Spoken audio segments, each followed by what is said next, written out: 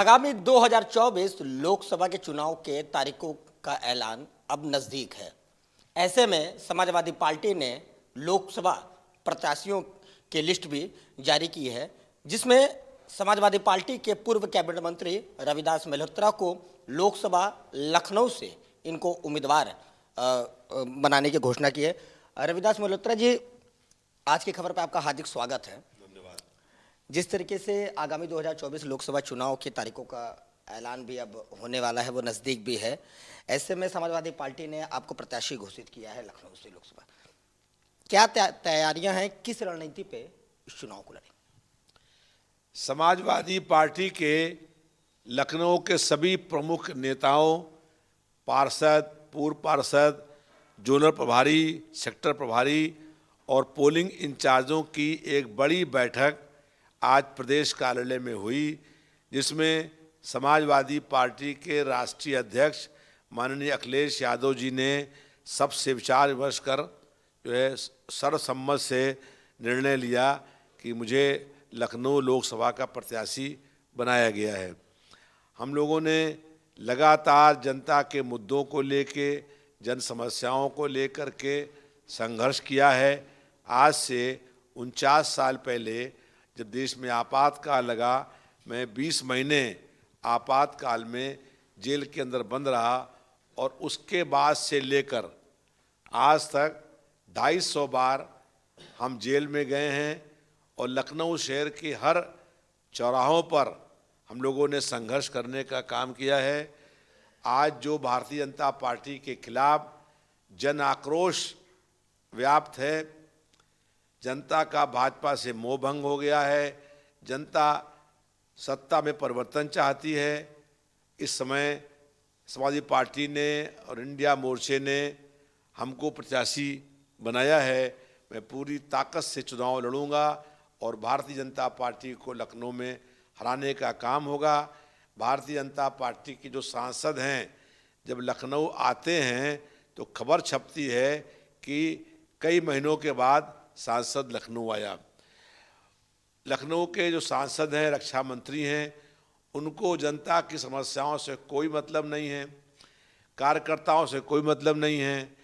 यहाँ तक कि भारतीय जनता पार्टी के एक विधायक जो लखनऊ पूर्व क्षेत्र के विधायक थे, उनका निधन हो गया। उसके निधन में भी लखनऊ शहर के सांसद नहीं आए।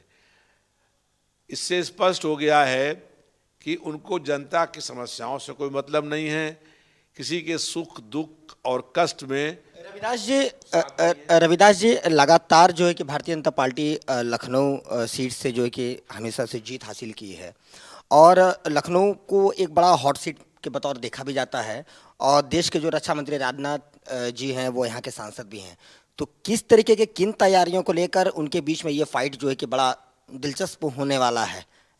देखिए, राजनाथ सिंह पहले भी लखनऊ शहर से विधायक का चुनाव हार चुके हैं। दूसरी बात यह है कि भारतीय जनता पार्टी का यहाँ अटल बिहारी वाजपेयी चुनाव लड़ने आ गए थे। 89 में जब मैं विधायक था तो यहाँ से समाजवादी पार्टी के सांसद हुए थे ममता सिंह। उसके बाद से बीजेपी के यहाँ पर सांसद होते रहे, लेकिन जनता इस बात से परेशान है कि उनका सांसद उनको मिलता नहीं है। उसको जनता की समस्याओं से कोई मतलब नहीं है। रक्षा मंत्रालय के जहाज़ से लखनऊ आते हैं सुबह और शाम को लौट जाते हैं। वो 10 साल में 10 दिन भी लखनऊ शहर में नहीं रहे हैं। तो इसलिए जनता इस बार परिवर्तन करने का मन बना चुकी है। हमको जनता ने देखा है कि हम लोग हर सड़क पर जुल्म के खिलाफ संघर्ष किया हम लोगों ने, इसलिए जनता हम लोगों का साथ देने का काम करेगी। जिस तरीके से एक खबर भी सामने आ रही है कि बिहार के मुख्यमंत्री नीतीश कुमार, ऐसे कयास लगाया जा रहा है कि भारतीय जनता पार्टी का वो दामन थामने वाले हैं और भारतीय जनता पार्टी को ज्वाइन करेंगे, तो समाजवादी पार्टी और जो इंडिया का गठबंधन है, इसका क्या होगा? देखिए, 28 विपक्षी पार्टियों ने मिल करके इंडिया मोर्चा बनाया है। इस बार इंडिया मोर्चा बहुत मजबूत है और इंडिया जो है एनडीए को हराने का काम करेगा। एनडीए का फुल फॉर्म है नक्सली दंगाई अलायंस, और इस बार इंडिया नक्सली दंगाई अलायंस को चुनाव हराएगा और 2024 में ही केंद्र में इंडिया मोर्चे की सरकार बनेगी, क्योंकि जनता परेशान है महंगाई से, बेरोजगारी से, गरीबी से, भुखमरी से। कोई बहन और बेटी सुरक्षित नहीं है, लगातार अपराध बढ़ रहे हैं। भाजपा की सरकार ने पहले लाल किला बेचा, फिर LIC बेची, फिर बैंक बेच दिए, फिर रेलवे लाइन बेच दी, फिर एयरपोर्ट बेच दिए, एयरलाइंस बेच दी और बाकी सब कुछ बेचने की तैयारी है। इसलिए इस बार जनता संविधान की रक्षा के लिए, देश को बचाने के लिए, असत्य और अन्याय के खिलाफ इस जंग में हम लोगों का साथ देने का काम करेगी।